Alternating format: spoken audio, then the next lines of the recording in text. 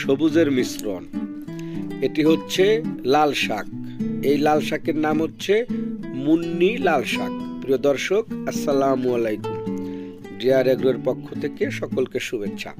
আপনারা দেখতে পাচ্ছেন যে বাড়ির আঙিনায় অল্প একটু জমিতে ছোট্টভাবে একটি বাগান করা যায়, যে বাগানে শাকসবজি চাষ করে পারিবারিক পুষ্টির চাহিদা পূরণ করা খুবই সহজে এটা চাষ করা যায়। প্রিয় দর্শক, আপনারা দেখুন যে আমরা কিছু লাল শাক, পালং শাক, মূলা শাক, তারপরে হচ্ছে ফুলকপি, পাতাকপি এ জাতীয় কিছু সবজি চাষ করেছি আমাদের এই ছোট্ট বাগানে।